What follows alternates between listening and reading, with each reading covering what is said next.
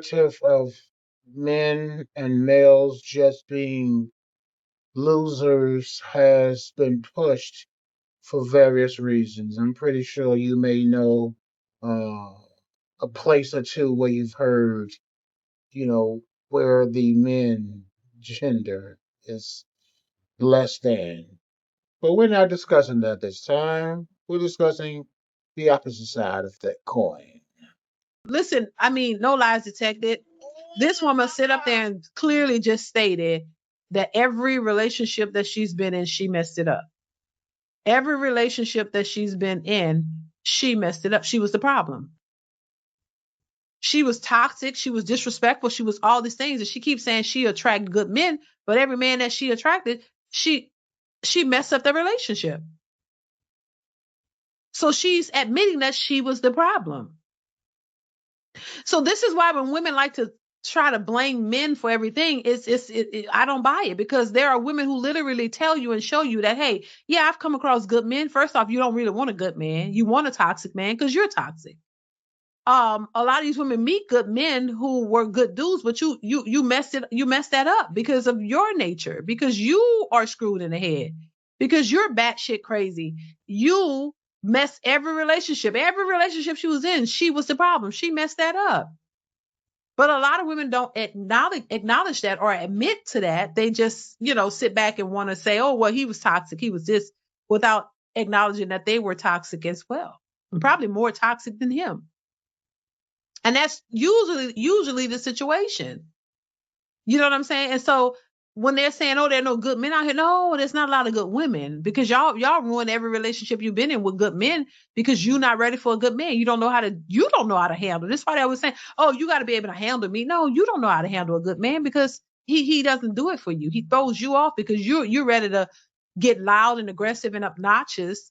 You're the one that don't know how to control yourself. You're the one with the mental issues. You're the one who don't know how to communicate. More than likely, it's the women who have all of the issues. A man really just got on this app and said we don't call women losers enough. And I couldn't agree more. So I made a list. Coming in at number 1, we have women who make man-hating content. Just because you can't find a man that you want that wants you back and all the ones you date are bums does not make all men losers. You're the loser because you can't get what you want. Right behind that at number 2, we have women who make de-center men content. They are literally the center of your content. If they didn't exist, neither would your platform. And lastly, for the girlies that actually post, are the ones that make first date content. It's in the same vein. It's all really ridiculous, and you're never going to find a man that is going to take you seriously because all of them are going to see your social media and run, as they should. Number 4, we have women who have no hobbies outside of social media. The girls that come home from work and they scroll on their phones, eat some dinner, scroll on their phones some more, and go to bed. Loser. Number 5, we have women who genuinely try to imitate or idolize female rappers. You are not a Barb, you're 30. Number 6, women who make jokes about men's mental health. I'm sorry you don't have any men in your life that you genuinely care about or that care about you. That's sad. Seek therapy, not projecting to other people on the internet. We are not in this. You have trauma. Deal with that. Number 7, we have women with 2 or more baby daddies. I will not be elaborating on that. I think it speaks for itself. Last but not least, we have women that would choose the bear. Did y'all not see that girl get her butt whooped by that deer? That's what y'all would look like, but 10 times worse, and I feel sorry for you. Final disclaimer, I am an equal opportunist, so I can make the same list for men, but this one's for you ladies. Honestly, women are the biggest losers. Women are the biggest losers. If you doubt me, go to the churches and see that 80% of the people in church are women. 80% of the people in departments in church are women. Prayer department, choir department, evangelism, just name it. Women, women, women. Why? Why? Why are women all over churches? Why are they the ones that are crying out the most to God? Why are they the ones who don't seem to be living their life to the fullest? You find that some of them sacrifice their careers to be in church, to work in church. And guess what? It's because of the expectations that they have from God that they're in church. It's not because of the love they have for God. No. It's not because they just want to worship and adore him. No. It's because of one thing in their life, maybe their husband especially, or they're looking for a husband or something. It is either the husband's family has sent them deep into church because of family problems, or they're looking for a relationship, and it's only God that can provide it. Why don't you see single men in church? The amount of single men we have is crazy. Divorced men, you don't see them in church. You don't. Go to concerts, they're there with ladies chilling. They're in lounges chilling. They're going for big shows. Go to the Hilton, go everywhere. Comedy shows, you see them chilling. Even husbands of the wives that are in church are in comedy shows, are in different clubs, lounges, chilling, enjoying this thing called life. living this thing called life. But you see the women, they're the biggest losers.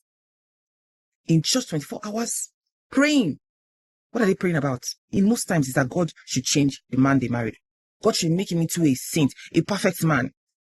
A man that does not drink, does not smoke. Some women don't even have problem with humanizing. It's just that their husband drinks and smokes, and they've heard it in the Bible or in church that alcohol is a sin.